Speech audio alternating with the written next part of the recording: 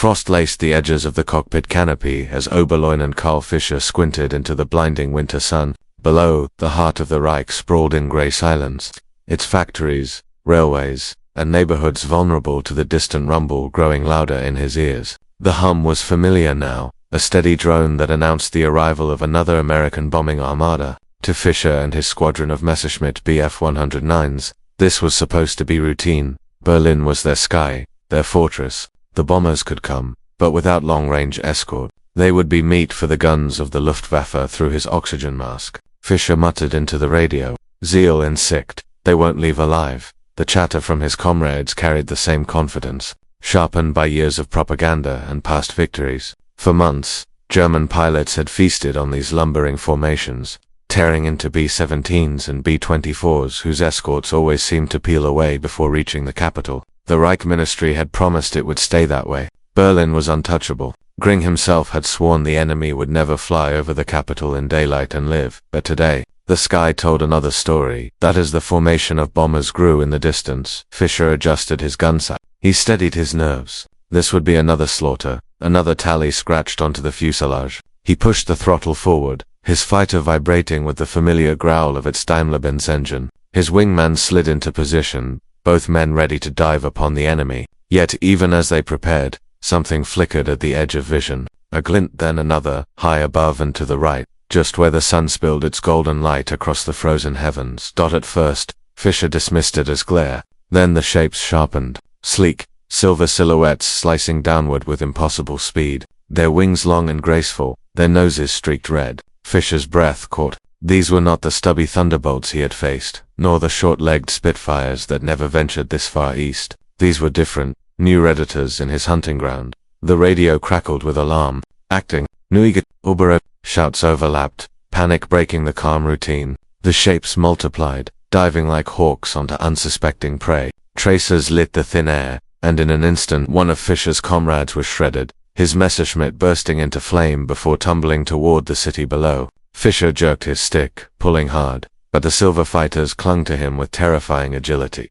The P-51 Mustang had arrived over Berlin. To the Germans, it seemed impossible. These escorts should have turned back hours earlier. By all calculations, no fighter could carry enough fuel to shepherd bombers from English bases deep into the heart of Germany. And yet, here they were, swift, relentless, their Packard-Merlin engines roaring as they carved through the defenders. The red-nosed Mustangs of the 4th Fighter Group scythed across the formation, scattering the Luftwaffe's veterans and rookies alike. For Fischer, disbelief gave way to dread. Every dive he attempted was matched, every climb cut off. The bombers, once helpless giants, pressed forward undeterred, their formations intact under the umbrella of these new guardians. What had been routine was now chaos. His comrades fell one after another, smoke trails marking their graves in the winter sky. In that frozen cockpit, Fischer realized the unthinkable. The Reich skies no longer belonged to the Luftwaffe. The enemy had reached Berlin not just with bombers, but with fighters, hunters who could match and outlast Germany's best.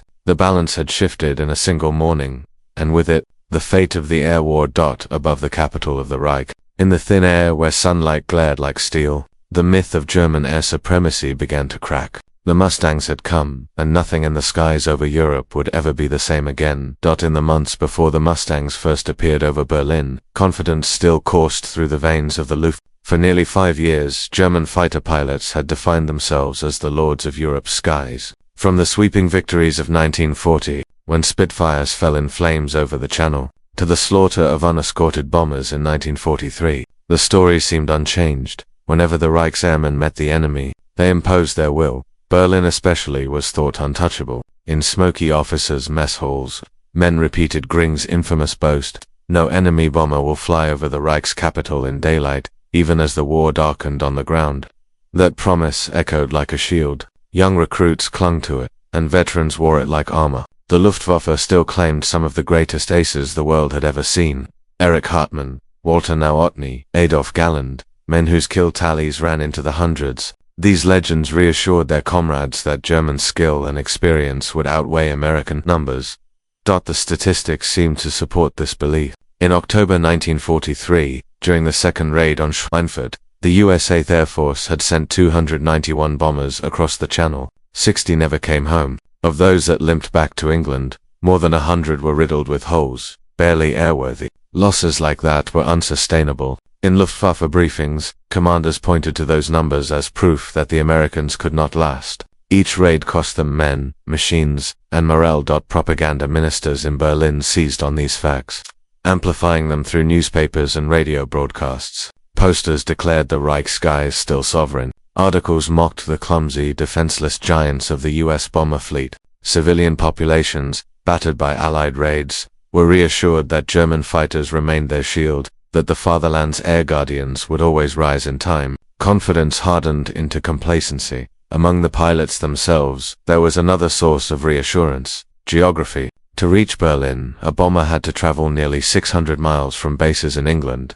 A fighter's range was measured in far smaller numbers. The Luftwaffe knew exactly where American escorts always turned back, somewhere near the Rhine, far short of the capital. Beyond that invisible line, the bombers were alone, forced to endure wave after wave of German attacks. For years, this had been the Luftwaffe's hunting ground, a gauntlet that tore apart every attempt to strike deeper into the Reich. Young men like Karl Fischer believed the war might still be turned around from the cockpit. If the Allies were bled hard enough in the skies, if their losses remained unbearable, perhaps Washington and London would abandon their daylight raids. Perhaps the war could still be slowed, even reversed. That hope, however fragile, rested on the certainty that no fighter could challenge German supremacy over Berlin. But cracks were already forming in the illusion. In January 1944, rumors spread of strange, long-legged fighters sighted farther east than ever before. Pilots dismissed them as exaggerations, the kind of stories recruits invented after chaotic dogfight. Surely no enemy machine could defy the simple mathematics of distance. Even Göring, the bombastic Reichsmarshal, scoffed at the suggestion. America, he reminded his officers, built planes like it built cars, fast, numerous, but crude. They would never rival German engineering, and so, in the early spring of 1944, as bomber formations once again formed over England, the defenders of Berlin prepared with calm assurance. Their briefings emphasized the same point: the enemy will come, the bombers will suffer, and by day's end, the tally board will be marked with another victory. No one believed that the myth of invincibility was about to shatter before the Mustangs arrived. America's daylight bombing campaign balanced on the edge of disaster. The United States had entered the European war with faith in its machines, and none more so than the B-17 Flying Fortress and the B-24 Liberator. These were giants of the sky, bristling with machine guns, able to fly high above flak, and, so American planners believed, tough enough to survive even the fiercest opposition. Their strategy was clear: precision daylight bombing would cripple the Reich's industry, and the strength of the bomber alone would carry the mission through. But Germany was quick to prove otherwise. The Luftwaffe adapted ruthlessly. Veteran pilots, many hardened in Spain, Poland, and the Battle of Britain, studied the bomber formations and adjusted their tactics. No matter how many guns a Flying Fortress carried, its fate depended on numbers, and in the thin air over Europe, the numbers rarely favored the Americans. German fighters attacked in disciplined waves, often head-on where the bombers' defensive fire was weakest. Twin-engine heavy fighters like the Messerschmitt 110 and the Me 410 carried cannons and rockets designed to smash through formations. What the U.S. Air Force had believed to be fortresses were often torn apart in minutes. The most devastating proof came in the summer and autumn of 1943. In August, during the Regensburg Schweinfurt mission, 376 bombers set out to cripple aircraft factories. 60 never returned. Crews who survived describe formations collapsing under relentless fighter attacks. Wings sheared off, bomb bays aflame, and parachutes blooming against the sky. When the raid was repeated in October, the outcome was even worse. 291 bombers flew, and again, 60 were lost in a single day. Of those that limped back to England, more than 100 were so badly damaged they never flew again. Loss rates like these sent shockwaves through the 8th Air Force. A crew's chance of surviving a 25-mission tour was calculated at barely 1 in 5. Pilots scrawled odds on barracks walls, bitter jokes hiding real fear. New recruits arriving in England sometimes never survived to complete 5 missions. The Luftwaffe, with fewer planes, still inflicted a toll that threatened to break the campaign entirely. On the German side, these statistics fed confidence. For every fortress that reached Berlin, several would be blasted out of the sky long before. Göring pointed to the wreckage as proof of his boast. German newspapers published photographs of downed American crews, parading them as evidence of Allied futility. To civilians, it looked as though the Reich's shield still held. To the pilots of the Luftwaffe, the odds seemed to confirm that the Americans could not last much longer.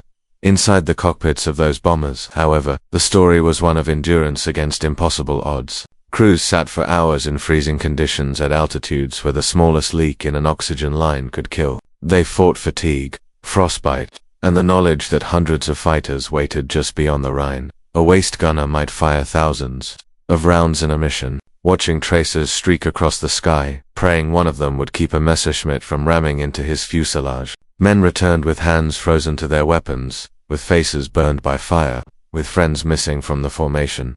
The American High Command knew the losses were unsustainable. Each B-17 cost months of labor and hundreds of thousands of dollars. Each crew represented irreplaceable training and morale. If nothing changed, the daylight campaign would collapse before it achieved its purpose. And yet, Washington refused to abandon the strategy. Unlike Britain, which relied on night bombing to reduce casualties, the United States clung to daylight precision. Factories, railways, oil refineries, they had to be destroyed by day, when bombardiers could aim with accuracy. The cost would be endured until a solution arrived. For the Luftwaffe, this delay seemed like victory. Pilots like Fischer believed they were witnessing the gradual bleeding of the enemy. A war of attrition Germany could still win. If the Americans kept flying into the same trap, their bomber streams would dwindle to nothing. Each month of 1943 ended with thousands of Allied airmen dead or captured. Each month, German airfields still launched squadrons to meet them. Confidence solidified into certainty. The Reich's skies would remain theirs. But what the Luftwaffe did not know was that change was already in motion. In factories across America, a new kind of fighter was rolling off assembly lines. One that would erase the bomber's greatest vulnerability. One that would carry the war not just to the edge of Germany, but to its very capital. While American bombers bled over Europe, another battle was being fought thousands of miles away, across oceans and continents. It was not waged with bullets and tracers, but with rivets, steel, and assembly lines. In the vast industrial heartlands of the United States, a different kind of weapon was being forged, the sheer weight of production that no enemy could match. Factories that had once built cars, refrigerators, and farm equipment thundered day and night, now dedicated entirely to war. Detroit, already the arsenal of democracy, churned out engines and fuselages with a speed that seemed almost mechanical. At Willow Run in Michigan, Ford's factory produced B-24 Liberators at the rate of 1 per hour. The plant was so vast that workers rode bicycles through its endless corridors, welding frames, fitting wings, installing turrets. By 1944, the United States was building aircraft faster than Germany could destroy them. The scale was staggering. In 1943 alone, America produced more than 85,000 planes. By war's end, the number would exceed 300,000 fighters, bombers, transports, trainers. The sky seemed limitless for the U.S. Army Air Forces. Entire bomber groups lost over Schweinfurt could be rebuilt in weeks. Pilots arriving from training schools in Texas and California stepped into brand new machines, their olive drab paint still gleaming. Germany, by contrast, was already stretched to breaking point. Allied bombing raids hammered factories in Bremen, Hamburg, and the Ruhr skilled workers were drafted into the Wehrmacht, leaving production lines in the hands of forced laborers and undertrained youths. Oil shortages slowed transport, aluminum grew scarce, and the Reich's vaunted engineering prowess became meaningless without resources to sustain it. Where America rolled out thousands of P-51 Mustangs, Germany struggled to replace even a fraction of its lost Bf-109s, and FW-190s. Numbers told the grim truth. In 1943, for every German aircraft produced, America built 5. For every pilot Germany trained, America prepared 10. The Luftwaffe's pool of veterans thinned, while the United States fielded a growing tide of replacements, all backed by machines that kept arriving with unrelenting regularity. Beyond the factories, logistics sealed the advantage. Convoys crossed the Atlantic under the protection of escort carriers and destroyers, carrying spare parts, fuel, and ammunition. Bomb groups in England received crates of machine guns, engines, and replacement fuselages, as if war was simply another extension of commerce. If a bomber returned riddled with holes, mechanics had the tools and parts to repair it within days. If a fighter was lost, another stood ready on the tarmac. For the Americans, war was sustained by a machine that seemed inexhaustible, German pilots, sitting in briefing rooms before a mission, could not see this machine. They only saw the formations that came each week, larger and stronger than the last. Yet in the background, the math of industrial might was already deciding their fate. No matter how many B-17s they tore from the sky, more would replace them. No matter how many young American crews perished over Bremen or Hanover, more would take their place. Attrition, once Germany's greatest weapon, was being turned back upon itself, and it was not only bombers that poured from American factories. Alongside them came new fighters, sleeker, faster, with engines that could roar across the continent. Among them was a machine unlike any the Luftwaffe had faced before, a plane that combined endurance with lethality. In hangars from California to Ohio, its frames gleamed beneath factory lights, waiting for the day they would leap the Atlantic. Soon, these fighters would shatter the balance in the skies. The age of German dominance was ending, not in the air over Berlin, but in the clatter of typewriters, the roar of furnaces, and the shift whistles of American workers. The plane that would one day haunt German skies did not begin as an American idea at all. In 1940, before the United States had even entered the war, Britain faced crisis. The Luftwaffe was hammering its cities, and though the Royal Air Force had survived the Battle of Britain, its needs were desperate. Britain turned to America not only for supplies, but for innovation. North American Aviation, a company known more for trainers than for frontline fighters, was asked to design an aircraft quickly, faster, sleeker, and more efficient than anything in their catalogue. What emerged in a whirlwind of engineering was the NA-73, a prototype unlike anything before it. Built in just 117 days, the first Mustang took to the skies in October 1940. At first, it carried an Allison engine, reliable but underpowered at high altitudes. Test pilots praised the plane's handling and speed at low levels,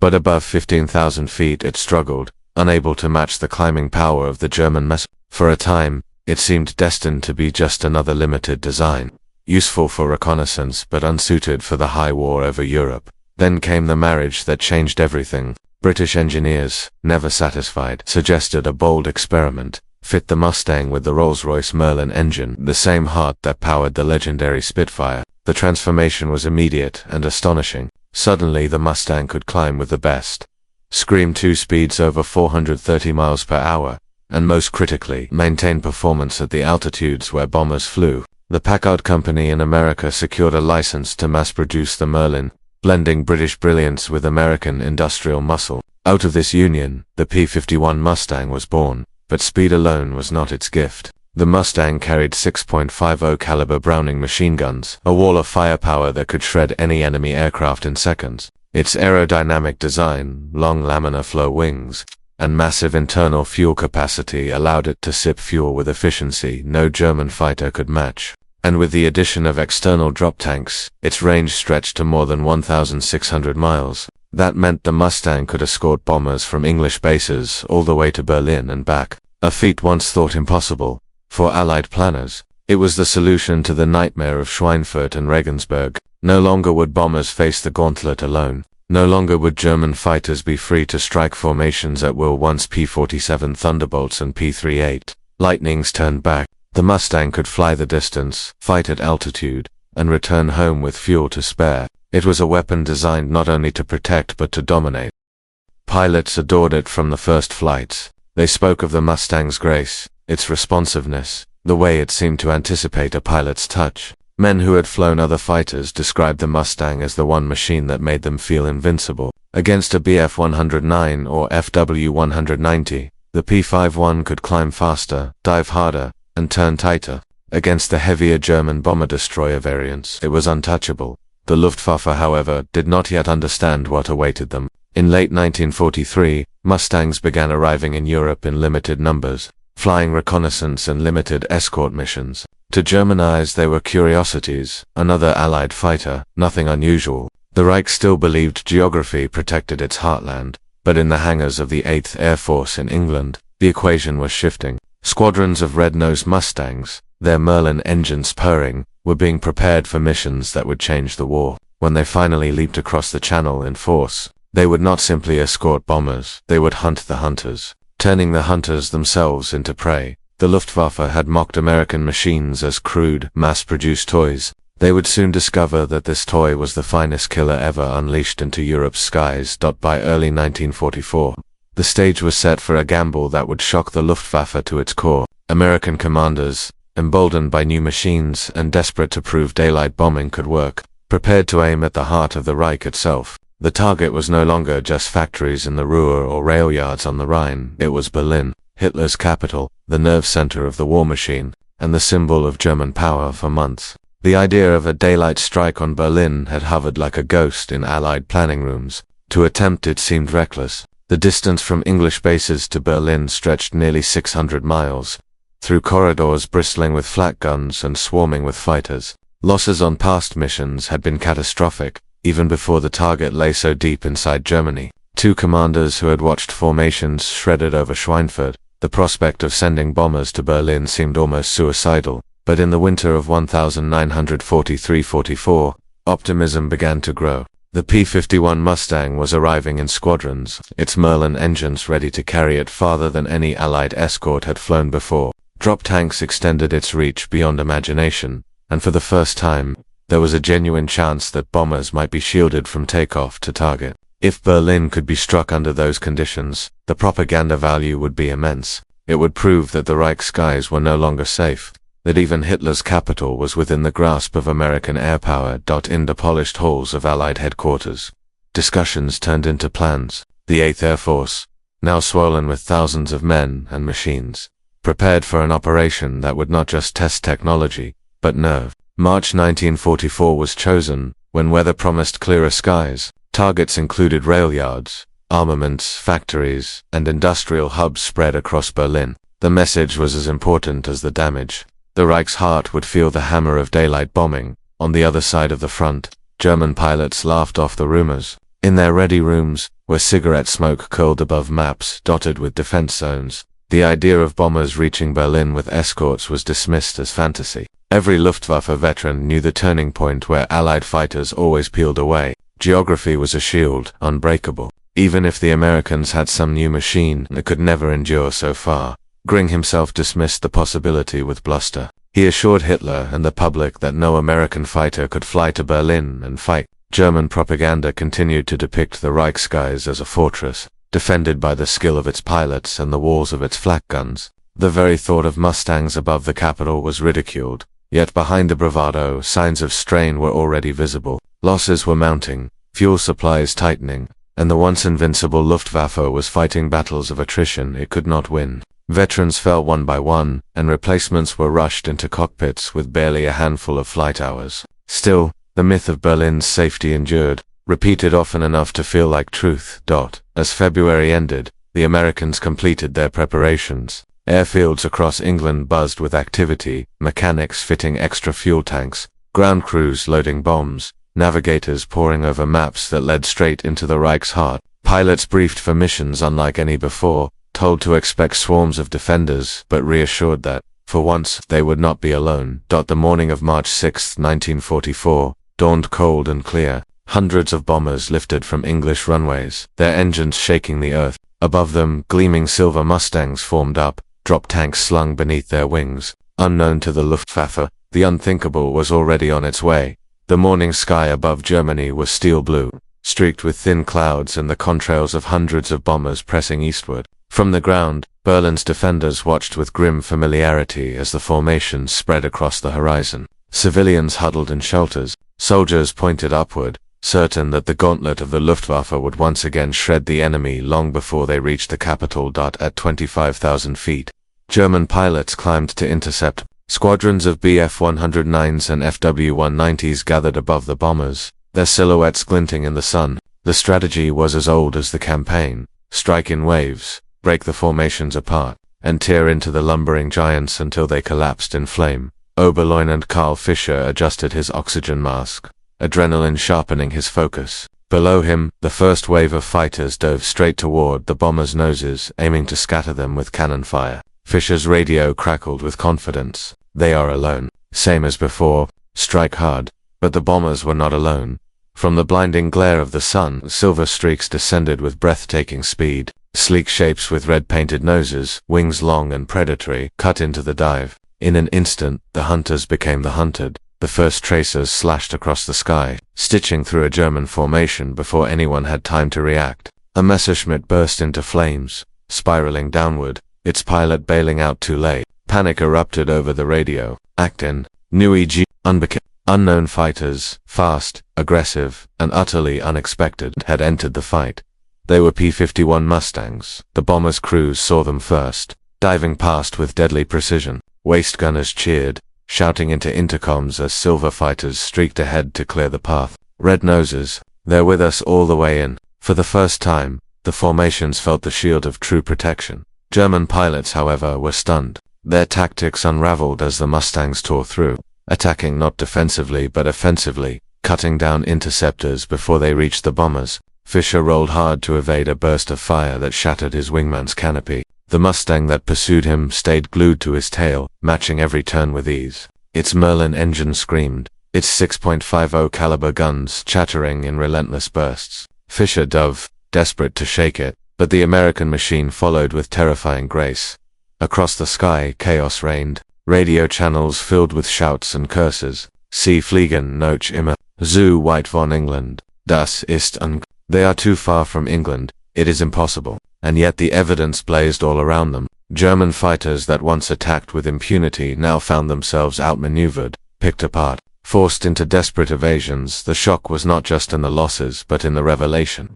The enemy had broken the barrier of distance. The supposed sanctuary of Berlin's skies had been breached. For every bomber that fell, 2 or 3 German fighters were cut down. For every ace that tried to rally his squadron, Mustangs dove in, scattering them with ruthless efficiency. On the ground below, Berliners gazed upward at the trails of fire and smoke, at the contrails weaving in tangled knots. Few understood what was happening, but those who did realized the unthinkable. The Reich's capital was no longer defended by certainty. A new predator ruled the sky. For the bomber crews, battered by years of hopeless odds, the moment was transformative. Gunners watched Mustangs peel enemy fighters off their tails. Pilots breathed easier knowing someone stood between them and annihilation. "They're angels," one crewman muttered as a Mustang dove past his turret. For the first time in months, daylight bombing did not feel like a death sentence. When the formations finally turned for home, the truth was undeniable. Berlin had been bombed, and the bombers had survived. The Luftwaffe, bloodied and shocked, limped back to its airfields with staggering losses. For Göring-watching reports trickle in, the revelation cut deep. The impossible had happened. American fighters had reached Berlin, and they had prevailed above the Reich's capital. The age of Luftwaffe dominance ended not with a gradual decline, but with a sudden, searing shock. The Mustang had announced itself, and Germany's pilots would never look at the sky the same way again. In the weeks following the Mustang's first thunderous appearance over Berlin, numbers began to tell a story more devastating than any propaganda could conceal. For years, statistics had favored the Luftwaffe, dozens of American bombers torn from the sky in a single day, thousands of airmen killed or captured, and German fighter squadrons returning home bloodied but victorious. That equation was now reversed, and the reversal was as swift as it was shocking. March 6, 1944, offered the first proof. On that mission alone, the 8th Air Force dispatched nearly 700 bombers toward Berlin, escorted by over 100 P-51 Mustangs. Losses were heavy by American standards, 69 bombers destroyed, but compared to Schweinfurt and Regensburg, where 1/5 of entire formations had been annihilated, this was survivable. The Luftwaffe, however, paid dearly. More than 160 German fighters were lost in a single day, many with their veteran pilots aboard. The balance sheet of the air war had begun to bleed red ink for Germany. The shock spread quickly. Pilots returning to German bases described a battlefield turned upside down. Instead of diving unchallenged into bomber formations, they were intercepted by Mustangs long before reaching their targets. Many never even fired on a bomber, forced instead into frantic defensive dogfights they could not win. Ground crews watched in horror as squadrons returned decimated, with gaps on the tarmac where aircraft should have stood. As March wore on, the trend grew worse. On March 8th, another Berlin raid saw 37 American bombers lost, but nearly 100 German fighters failed to return. On March 22nd, as bombers struck again, the Luftwaffe threw every available unit into the fight. The result was catastrophic. More than 200 fighters destroyed, compared to fewer than 30 bombers. For the first time, attrition was eating at Germany's air defenses faster than at America's offensive force. The psychological toll was immense. Luftwaffe pilots, once confident hunters, began missions with dread. Young replacements, barely trained, found themselves facing squadrons of Mustangs flown by combat-seasoned Americans. Survival rates plummeted. What had once been an almost sporting confidence, joking about how many flying fortresses they would add to their tally, turned into desperate prayers just to return alive. Bomber crews felt the shift as well. In late 1943, they had climbed into their aircraft knowing there was nearly a 20% chance they would not return. By spring 1944, that probability dropped dramatically. Escorts meant formations held tighter, losses became manageable, and morale improved. Crews even began to joke about the red-nosed Mustangs, calling them little brothers that cleared the path ahead. In the offices of the Reich Air Ministry, however, there was no humor. Reports piled onto Göring's desk, each one worse than the last. The Luftwaffe was losing machines faster than they could be replaced. And worse, they were losing irreplaceable men, veteran aces who had carried the burden of defense since 1939. Every death hollowed out the fighter arms experience, leaving green recruits to face American veterans who grew sharper with each mission. The propaganda machine scrambled to mask the truth, claiming exaggerated bomber losses and boasting of victories that no longer existed, but the figures were impossible to hide from those at the front. Entire Gruppen were cut to pieces. Squadrons returned home with half their strength gone. In the villages and towns of Germany, telegrams delivered to mothers and wives told the real story. The air war was turning into a slaughter of Germans. The message became undeniable. Attrition, once Germany's chosen weapon, had been turned against the Reich itself. For every bomber that fell, several fighters were lost. For every American airman captured, multiple German pilots never returned. The air balance had shifted from grim parity to crushing Allied advantage, and the shift was only accelerating. Numbers no longer lied. They spelled the end of the Luftwaffe's supremacy, written not in speeches or boasts, but in smoke trails over Berlin and in casualty lists that grew longer every week. Faced with the sudden reversal of fortune, the Luftwaffe scrambled to adapt. In the past, German ingenuity had produced solutions that stunned the world.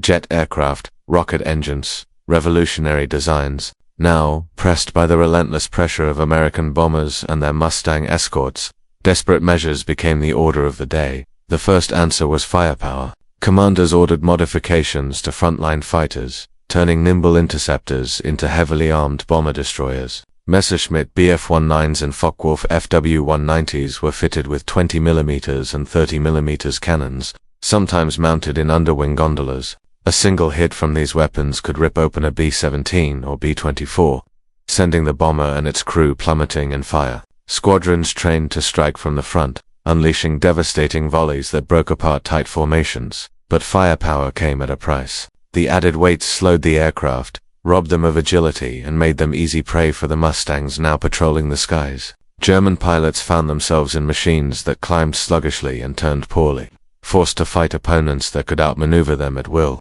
The very modifications meant to destroy bombers became a death sentence when escort fighters appeared. Other tactics were even more radical. The Luftwaffe deployed twin-engine heavy fighters like the Me-410, fitted with rockets and massive cannons. In theory, they could stand off at a distance and tear into bomber boxes with overwhelming firepower. In practice, they were slow and vulnerable. Mustangs shredded them before they reached firing range. Squadrons of Me-410s, once hailed as bomber killers, were massacred in their first encounters with long-range escorts. Rocket weapons followed. Pilots strapped unguided rockets beneath their wings, intended to scatter bomber formations in a single salvo. It was a terrifying concept, flaming projectiles streaking through the sky, exploding among the fortresses. Yet accuracy was abysmal, and firing meant flying straight and level, a suicidal maneuver when Mustangs circled overhead. For every bomber damaged, multiple German pilots were lost. Some commanders turned to head-on ramming attacks, the so-called Sturmgruppen tactic. Pilots were trained to drive their heavily armored Fw-190s straight into bomber formations, firing until collision seemed inevitable. The bravest among them pledged to strike bombers even if their guns jammed, using their aircraft itself as a weapon. Such desperation spoke volumes about the Luftwaffe's plight. Though they destroyed bombers with terrifying effect, the tactic cost lives Germany could no longer replace. Even experimental weapons could not turn the tide. Jet fighters like the Me-262 promised revolutionary speed, but development delays and Hitler's insistence on using them as bombers crippled their potential. By the time they entered combat in numbers, the Luftwaffe's strength was already broken. Through it all, the Mustangs proved the deciding factor. No matter what weapons or tactics the Germans unleashed, the escorts were there, fast, agile, and deadly. Heavily armed interceptors, twin-engine destroyers, rocket-firing experiments, all fell victim to the Mustangs' reach. Pilots who once boasted of their invincibility now muttered about the red-tailed devils that appeared from nowhere and refused to let go. The counter-tactics drained resources, cost lives, and offered only fleeting success. Each adaptation was met with equal or greater losses. The Luftwaffe's strength, once the pride of the Reich, was being bled away in experiments that could not match the relentless flood of American production and innovation. For the men in the cockpits, the lesson was bitter. No matter how hard they fought, no matter what weapons they strapped to their wings, the enemy's shield remained unbroken, and as every sortie ended with fewer comrades returning, hope drained from the Luftwaffe's squadrons like fuel from a punctured tank. By the spring of 1944, the air war over Germany had become more than a contest of machines. It was now a battle of endurance, and the Luftwaffe was bleeding to death. Numbers told part of the story, but the true measure lay in the faces of the men climbing into cockpits each morning. Fewer veterans, more boys, and an enemy that grew stronger every week. In 1940 and 1941, German fighter pilots were among the most experienced in the world. They had honed their skills in Spain, refined them over Poland and France, and sharpened them against the RAF in the Battle of Britain. Many carried victory tallies that seemed almost mythical. Men like Adolf Galland and Erich Hartmann symbolized an elite corps that had once dictated the pace of battle. By 1944,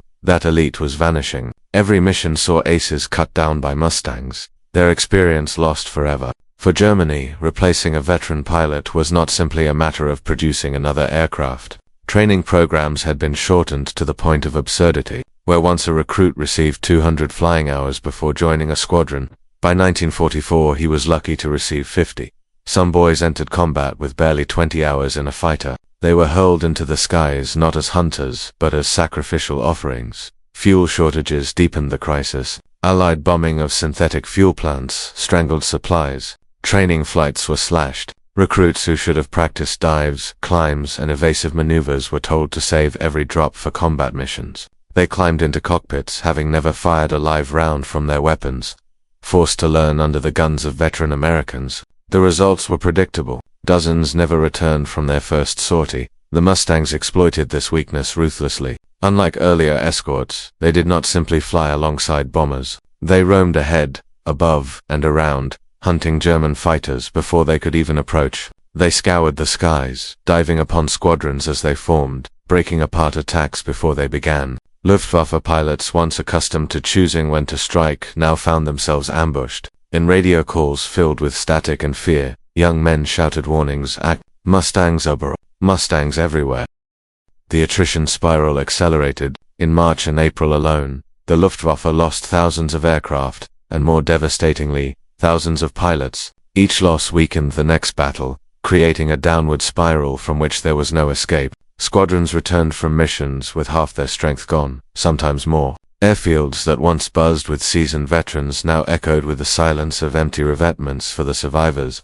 Exhaustion became a constant companion. Veterans flew mission after mission without rest, pressed into the skies day after day because there were no replacements. Men fell asleep at their mess tables only to be shaken awake for another sortie. Fatigue dulled their reflexes, sapped their morale, and sharpened the sense that every mission might be their last. On the ground, German civilians began to notice the change. Telegrams arrived in growing numbers, bearing news of sons and husbands who would never return. Once proud squadrons disappeared into the smoke of attrition. Entire villages lost their young men in a matter of weeks. The Luftwaffe, once a symbol of German pride, became a graveyard in the sky. Meanwhile, across the Channel, the United States continued to pour men and machines into the fight. Fresh pilots arrived daily, trained, rested, and ready. Factories replaced every loss. Mustangs multiplied in England's airfield, their silver wings gleaming in the morning sun. Their drop tanks filled for another journey deep into Germany. For the Luftwaffe, the spiral was unstoppable. Every attempt to resist only accelerated the decline. Veterans died, recruits perished, fuel dwindled. The Reich's once mighty air arm had entered a vortex of destruction that no tactics, no speeches, no propaganda could slow and overhead. The Mustangs circled like wolves, ensuring that each new German sortie ended the same way, in smoke, in fire, and in loss. Before the thunder of Mustangs over Berlin, there had been Big Week in February 1944. The Allies launched Operation Argument, a campaign of relentless strikes designed to cripple Germany's aircraft industry. For 6 days, waves of American bombers poured across the Channel, escorted by the newest weapon in their arsenal, the P-51 Mustang. The goal was simple but brutal: destroy the Luftwaffe not just in the air, but at its very roots. Factories at Leipzig, Regensburg, Augsburg, and Brunswick, all vital centers of aircraft production, were chosen as targets. Day after day, hundreds of B-17s and B-24s roared eastward, their formations vast enough to blot out the sun. Unlike the Schweinfurt raids of 1943, however, this time the bombers did not arrive alone. They came under the wings of P-51s, P-47s, and P-38s. Fighters with orders not only to defend, but to seek and destroy.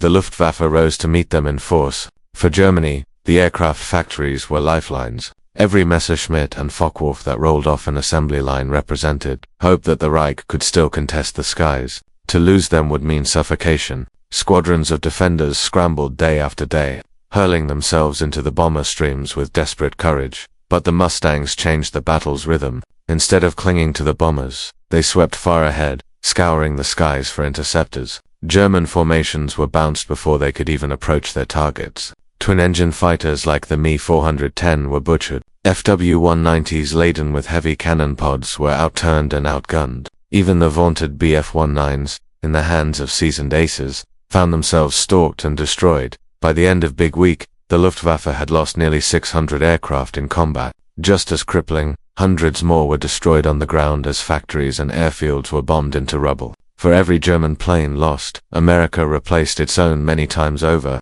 Factories in Detroit, Dallas, and Seattle simply increased output, filling hangars in England with fresh machines. Germany, starved of aluminum, fuel, and manpower, could not hope to keep pace. The statistics concealed a deeper wound: the loss of pilots. Aces who had carried the burden of defense since the war's beginning were gone, their experience irreplaceable. Young recruits, barely able to control their machines, were slaughtered in droves. Big Week bled the Luftwaffe's future dry. For the Allies, the results were transformative. The long-feared gauntlet over Germany was broken. With air superiority tipping decisively in their favor, the Allies could prepare for the next great step, D-Day. Big Week had ensured that when the invasion came, the skies over Normandy would be under Allied control. For Göring and his commanders, the collapse was undeniable. Reports showed production falling, losses rising, and morale sinking. Factories could no longer replenish what the skies consumed. Every mission drained the Luftwaffe further, pushing it toward collapse. The boast that no enemy bomber would fly over the Reich's capital in daylight was now an open wound. Everyone knew the truth. Germany's shield was shattering. Big Week had been designed as a hammer blow, and it succeeded beyond expectation. From that February onward, the Luftwaffe fought not as master of the skies, but as a force in retreat, scrambling merely to survive. Air superiority had slipped permanently from Germany's grasp, never to return. On March 6, 1944, Berlin woke to the sound of sirens. Across the city, civilians scrambled into shelters as the sky darkened with contrails. They had grown used to air raids by night, the thunder of the Rolfs Lancasters droning in the darkness. But in daylight, Berlin had remained a sanctuary, shielded by Göring's promises and the faith that no enemy bomber could survive so far inside the Reich. That illusion ended in the cold light of that morning. High above the city, nearly 700 bombers pressed toward their targets. They came in vast, disciplined formations, their silver bodies glittering in the sun. Below them, the city's landmarks, the Reichstag Dome, the Brandenburg Gate, the sprawl of factories and rail yards, lay exposed. Berlin had become just another target on the 8th Air Force's map. But the true shock was not the bombers themselves. It was what flew above and around them. For the first time, Berliners looked up and saw sleek fighters weaving among the formations. Mustangs, their red noses flashing in the sunlight, their Merlin engines roaring as they dove on German interceptors. The sight struck like a hammer blow. In neighborhoods battered by years of propaganda, people whispered in disbelief. Weren't these machines supposed to turn back near the Rhine? Hadn't Göring sworn that no fighter could ever escort bombers this deep? Yet here they were, darting across Berlin's sky, cutting down the Luftwaffe in full view of the Reich's capital. For the defenders, the shock was worse. Luftwaffe squadrons scrambled desperately, rising from airfields around the city. Pilots who had once climbed with confidence now found Mustangs already circling above them, waiting. Intercepting the bombers became nearly impossible. Every attempt was broken apart by escorts diving from the sun. Fighters that once carved freely through bomber formations now fell in flames before they could even line up a shot. On the ground, anti-aircraft gunners filled the sky with black bursts of flak, but the bombers pressed on. Explosions ripped rail yards, factories, and industrial hubs across the city. Columns of smoke rose into the crisp air, visible for miles. For Berliners, the reality was undeniable. The war had reached their very doorstep in daylight. Carried by machines once thought incapable of making the journey, inside the Reich artillery, the effect was equally devastating. Reports poured in of heavy German losses, of squadrons mauled before they could strike, of factories bombed in broad daylight. Göring's infamous boast, that no enemy bomber would fly over Berlin by day, lay in ruins. Even loyal officers muttered that the Reichsmarschall had lied. Or worse, that his Luftwaffe had failed him entirely. For the Americans, the symbolism was profound. Crews who had endured nightmare raids over Regensburg and Schweinfurt now looked down on the capital of the Reich itself. Their escorts were still with them, fighting overhead, driving back the enemy. For once, bombers did not feel like helpless giants lumbering to their doom. Protected by Mustangs, they hammered the Reich's heart and turned homeward still in formation. Psychologically, the raid was a turning point. It shattered the myth of Germany's invulnerability. Civilians who had clung to faith in Göring's promises now saw with their own eyes that the enemy could come by day, with fighters, and leave again unbroken. Soldiers and pilots alike understood that if Berlin could be struck, no city was safe. The raid on March 6th was only the beginning. More would follow in March, April, and beyond. Each time the bombers returned, and each time Mustangs swept the skies above Berlin, what had once been a sanctuary became a battlefield, and the capital of the Reich, Hitler's proud showcase, was reduced to rubble under the very eyes of its defenders. Over Berlin, the war had entered a new phase, no longer a contest of equal hunters and prey. It was now a relentless march of Allied dominance, written across the skies of Germany's most sacred ground. For German pilots, the first encounters with Mustangs over Berlin were more than tactical defeats. There were psychological earthquakes that shook the very foundations of belief built over years of war. In interrogation rooms across England, in POW camps stretching from Canada to the American Midwest, Luftwaffe officers confessed what propaganda had never prepared them for. The Reich skies were lost. Captured pilots spoke with a mixture of bitterness and awe. They described the first time they saw Mustangs above Berlin, descending out of the sun where no escort should have been. "We thought it was impossible," one lieutenant admitted to his interrogator. "When we saw them, we knew Göring had lied. If they can reach Berlin, they can reach anywhere." The disbelief cut deeper than bullets. It was not only machines being destroyed, it was faith itself. Some pilots, hardened aces who had fought since the early days, showed grudging respect. They marveled at the Mustang's speed, its agility, its endurance. "A perfect fighter," one veteran said, almost wistfully, before turning away in silence. Others spoke with despair, describing how their formations were torn apart before they even reached the bombers. "We were not hunters anymore," said another. "We were prey." The contrast between propaganda and reality weighed heavily. For years, the Luftwaffe had been told that American aircraft were clumsy, mass-produced toys. German pilots had mocked their enemies as unimaginative, inferior in skill. Yet in the skies of 1944, it was the Americans who held the advantage in design, in numbers, and in innovation. The realization was crushing. In POW camps, letters home captured fragments of this despair. Censors in Germany clipped away the most revealing lines, but enough slipped through to show the truth. Mothers and wives read words filled not with confidence but with resignation. "Our losses are unbearable. The enemy is always there. We cannot fight them all." Families who once celebrated their sons as heroes now braced for the inevitable telegram announcing their death. Others reacted differently. Some found in captivity a strange sense of relief, away from the endless sorties, from the grind of fatigue and the certainty of loss. They admitted to interrogators that survival itself felt like victory. "It is better to be alive in a camp," one young pilot confessed, "than to die in the sky for nothing." For them, the Mustang represented not just defeat, but escape from a war that no longer held meaning. The Americans, for their part, noted these transformations carefully. Intelligence officers documented every testimony, every expression of awe or despair. They understood that the war in the air was not only about attrition of machines but about breaking the will of the men who flew them. Each prisoner who admitted the Luftwaffe could not win was another sign that the air campaign was working. And yet, woven into the despair, there was often admiration. Even enemies could not deny the Mustang's brilliance. Its long wings, its speed, its devastating guns. Pilots spoke of it the way warriors through history had spoken of the superior weapons of their foes. If we had had such a machine, one said quietly, the war would look very different. This human transformation, respect, despair, resignation, spread beyond the cockpits. It reached ground crews, commanders, even civilians. The myth of German invincibility had been shattered not only by bombs but by the sight of enemy fighters above Berlin. For pilots who once carried themselves as the knights of the Reich, the new reality was clear. The skies no longer belonged to them. The Mustang had changed more than battles. It had changed minds, turning confidence into doubt, and doubt into surrender. That shift, the collapse of faith, was as decisive as any bomb dropped on a factory. For the men who flew the P-51 Mustang, the spring of 1944 was a season of triumph and terror intertwined. They had in their hands the finest machine the Allies had yet produced, a fighter that gave them speed, range, and the power to finally bring the battle deep into Germany.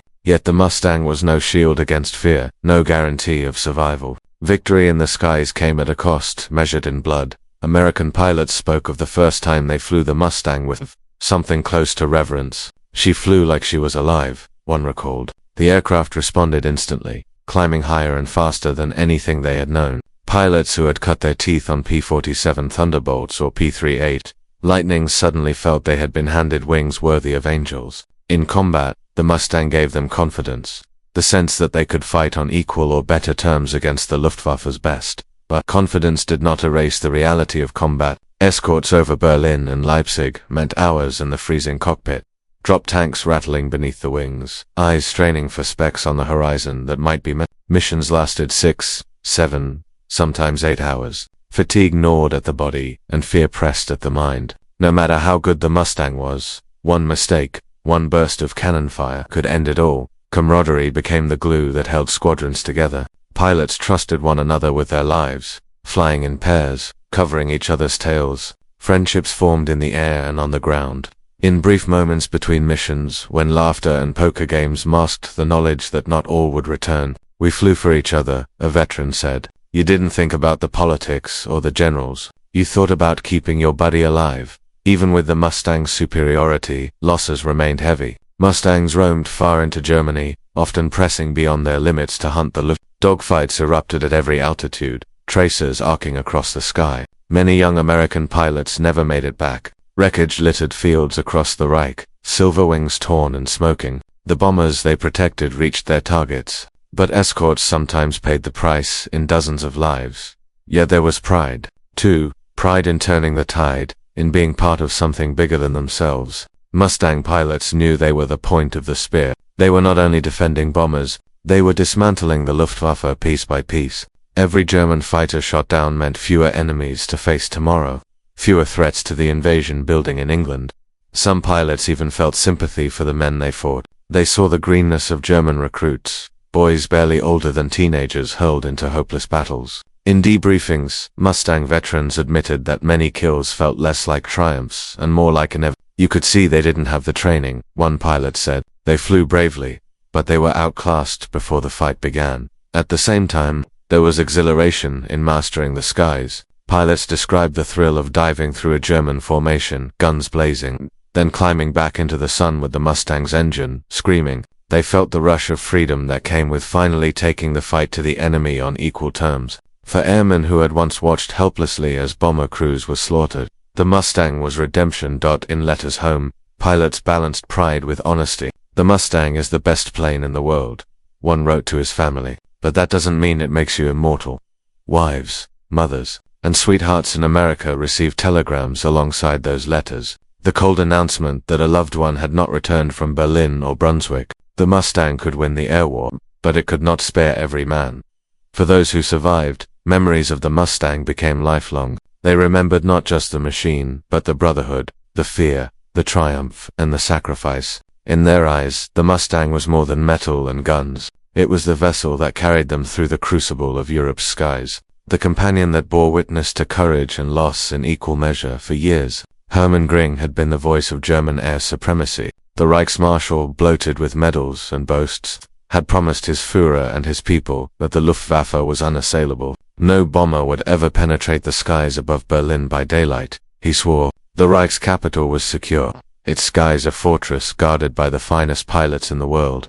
But in March 1944, Göring's words curdled into mockery. The shock of Mustangs over Berlin tore the mask from Germany's propaganda machine. Civilians who once clung to the Reich's reassurances now saw with their own eyes what newspapers would not print. Sleek American fighters darting among the contrails, their red noses flashing in the sunlight. Rumors spread faster than the censors could silence them. Göring's boast had become a bitter joke whispered in air raid shelters. The Reichsmarschall said no bomber would come. Then why are we hiding from bombs in daylight? Among Luftwaffe officers, the disillusionment was even sharper. Reports showed the scale of the disaster. Dozens of bombers lost, yes, but hundreds of German fighters destroyed, veteran aces dead, replacements slaughtered. The balance of attrition had flipped. Göring's speeches about bleeding the enemy white now sounded hollow, because it was Germany that bled, day after day, raid after raid.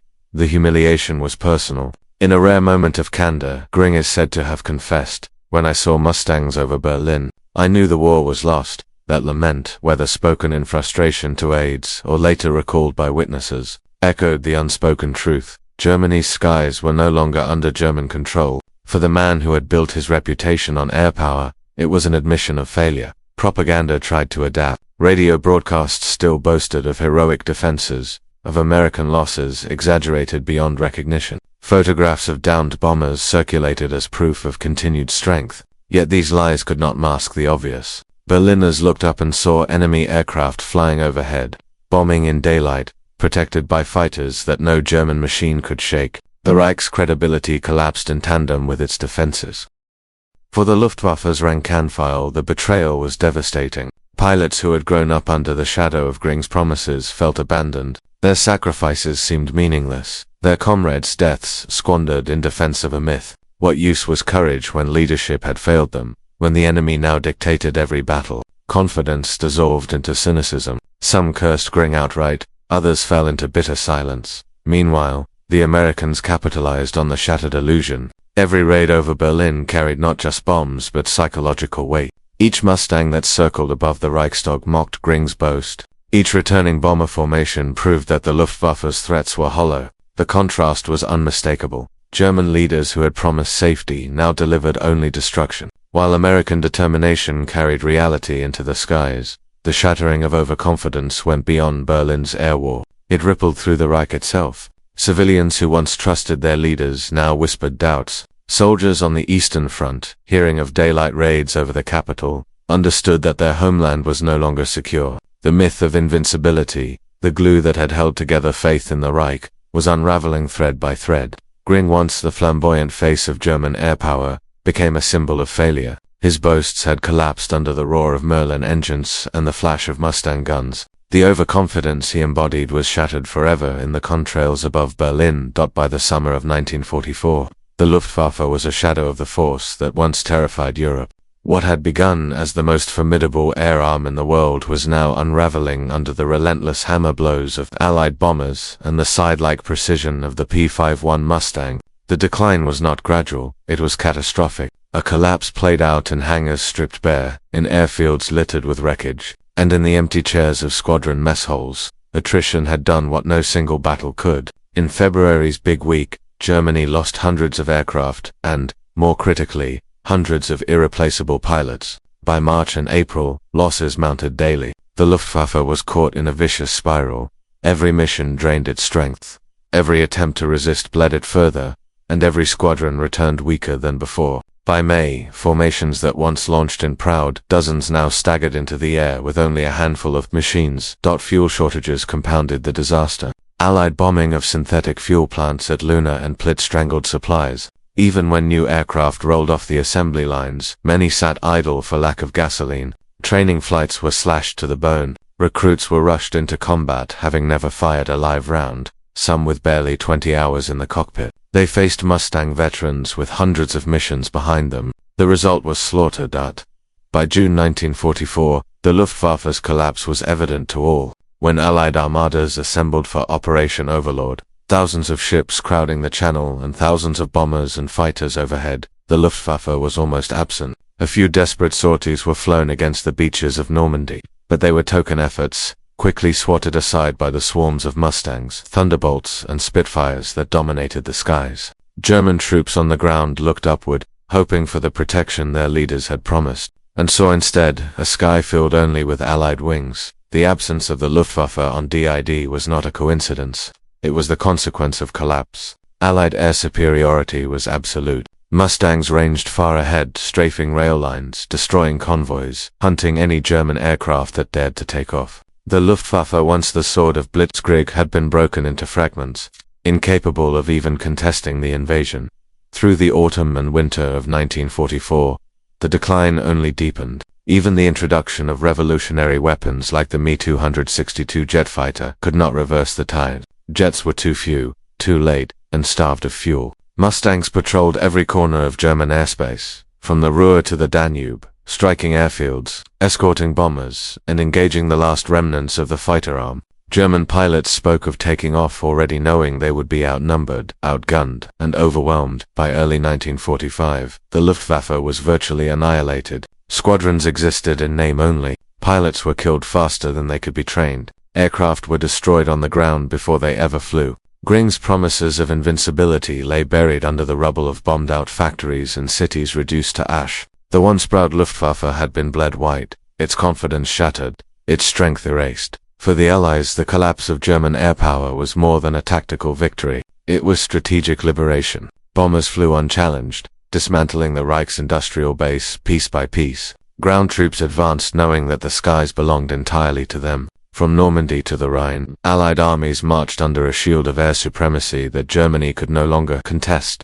The Mustang had been the decisive instrument of that collapse. By carrying the fight deep into Germany, by escorting bombers all the way to Berlin and beyond, by hunting down the Luftwaffe wherever it rose, the P-51 ensured that the Reich's Air Force died not with a final blaze of glory, but with a whimper of exhaustion. The collapse of the Luftwaffe was not just a turning point in the war, it was the death knell of Hitler's dream of dominance. Without control of the skies, the Reich could not protect its armies, its factories, or its people. The once feared guardians of the fatherland had become ghosts in their own airspace, swept aside by the relentless tide of Allied power. The P-51 Mustang did more than win battles. It altered the trajectory of the entire war. By the spring of 1944, it had turned the skies of Europe from a battlefield of attrition into an arena of Allied dominance. By escorting bombers to Berlin and beyond, by tearing the Luftwaffe from the air, the Mustang opened the path to D-Day, to the liberation of Europe, and ultimately to the collapse of the Reich. Its legacy is measured not only in victories but in the transformation of the air war itself. Before the Mustang, the concept of daylight precision bombing was on the verge of collapse. The losses over Schweinfurt and Regensburg nearly forced American commanders to abandon the strategy altogether. Without the Mustang, bomber crews might never have reached their targets in Germany's heartland. Factories might have continued to churn out Messerschmitts and Focke-Wulfs in greater numbers, and the invasion of Normandy might have faced skies filled with German fighters. Instead, the Mustang ensured that Allied bombers struck deep, again and again, dismantling the Reich's industry piece by piece. Its impact stretched far beyond statistics. The Mustang symbolized the fusion of innovation and necessity. A design born of British desperation and American industry became the perfect weapon at the perfect moment. The laminar flow wing, the Packard-Merlin engine, the extended range, all came together in a machine that represented the best of two nations united in common cause. It was not just a fighter, it was a statement that technology, mass production, and strategic vision could reshape a war. Pilots who flew the Mustang never forgot it. They spoke of the bond between man and machine, of the way it responded to every touch, of the freedom it gave them in combat. To climb into its cockpit was to feel that the tide had shifted, that the endless gauntlet of German defenses could finally be beaten. To bomber crews, seeing Mustangs overhead meant survival, meant a chance to return home, meant the promise that their sacrifice was not in vain. For Germany, the Mustang became the symbol of inevitability. Göring's lament, "When I saw Mustangs over Berlin, I knew the war was lost." echoed the truth. The Mustang represented not just American might, but the futility of resistance. It was the machine that shattered illusions, that stripped away propaganda, that revealed the Reich's weakness for all to see. When the war ended, the Mustang's story did not fade. It served in Korea, strafing enemy supply lines, dueling with early jets, proving that its design still carried relevance in a new age. Across the world, air forces adopted it, from Sweden to Australia, from the Philippines to Israel. In each theater, it carried the same reputation: fast, reliable, deadly. Today, the P-51 is remembered not merely as a weapon, but as a legend. Restored Mustangs roar at air shows, their engines growling with the same defiance that once echoed over Berlin. Aviation enthusiasts still marvel at its sleek lines, its balance of power and grace. For veterans, it remains a symbol of survival, of camaraderie, of victory. Hard-1. In museums, children stand before the Mustang and hear the stories of bomber crews who cheered at its arrival, of German pilots who feared its shadow, of young Americans who climbed into its cockpit and never returned. Its legacy is etched not only in history books, but in the memories of those who lived and died beneath its wings. The P-51 Mustang was more than a machine. It was the embodiment of a moment when innovation, courage, and industrial power converged to change the fate of nations. It secured the skies for freedom, carried hope into occupied Europe, and left a legacy that endures as one of the greatest aircraft ever built. The story of the P-51 Mustang is not only about machines, battles, and statistics. It is also about human weakness and human strength, about the peril of arrogance and the power of resilience. In the skies over Berlin, the Luftwaffe did not merely lose aircraft, it lost faith. It lost the myth of invincibility that had carried Germany through the early years of war. And that collapse began not with a bomb, but with a boast. Hermann Göring had promised the German people that no enemy bomber would ever darken the skies of Berlin by daylight. He had sworn that the Luftwaffe was unassailable, that German engineering and skill would forever dominate the air. For a time, it seemed true. From the fall of France to the slaughter of unescorted American raids in 1943, the Reich's defenders looked untouchable. But arrogance blinds. The Luftwaffe mistook temporary advantage for permanent supremacy. It underestimated the resilience of its enemies, the industrial power of America, and the ingenuity of those who would design the fighter that became its undoing. The Mustang was not born from overconfidence. It was born from desperation and necessity. It was the answer to a crisis, forged in the recognition that without change, the daylight bombing campaign would collapse. And in that recognition lies a lesson. Strength is not found in pride, but in adaptation. The Americans faced disaster in the skies over Schweinfurt and Regensburg, yet they refused to abandon their strategy. They innovated, they endured losses, and they built the machine that turned despair into triumph. For the German pilots who faced the Mustang, the contrast was devastating. They entered the war as hunters, confident in their superiority, backed by the boasts of their leaders. By 1944, they were prey, ambushed in their own skies, forced into hopeless battles they could not win. The overconfidence that had once fueled them became despair, while the humility of adaptation gave their enemies victory. The cost, however, was immense. Thousands of young men on both sides perished in the cold, thin air over Europe. For every Mustang that returned to base, another sometimes did not. For every bomber saved, dozens of crewmen never came home. The victory in the air was not bloodless. It was paid for in sacrifice, in letters that never reached home, in empty seats at family tables. To celebrate the Mustang is also to remember the human lives bound to its story, and yet, its legacy carries hope. The Mustang reminds us that even in the darkest moments of war, human ingenuity can shift the balance. It shows that arrogance, no matter how loudly it boasts, cannot withstand determination backed by willpower and creativity. It teaches that resilience, the refusal to surrender, the choice to adapt rather than despair, can overcome even the fiercest odds. When Göring looked up and saw Mustangs over Berlin, he knew the war was lost. His boast had collapsed into silence, his confidence shattered by the roar of Merlin engines. In that moment, the Luftwaffe's arrogance met the reality of Allied perseverance. And it is in that contrast, between arrogance and humility, between despair and hope, that the final meaning of the Mustang can be found. History remembers machines, but it is really remembering people, the engineers who refused to accept failure, the pilots who climbed into cockpits despite the odds, the bomber crews who looked upward and cheered as Mustangs dived past. It remembers the German pilots too, who fought bravely but in vain, trapped by the lies of leaders who promised more than they could deliver. The moral of the story is simple, yet eternal. Power without humility leads to ruin. Overconfidence blinds, but resilience, adaptation, and the courage to endure can shape destiny. The skies over Berlin tell us that wars are not won by arrogance, but by those who refuse to yield when all seems lost. The P-51 Mustang was more than a fighter. It was the embodiment of that truth, carved into history by the contrails of battle and the silence of promises broken. And as long as its story is told, it will remain not only a symbol of victory, but a reminder of the price of overconfidence and the triumph of human ingenuity.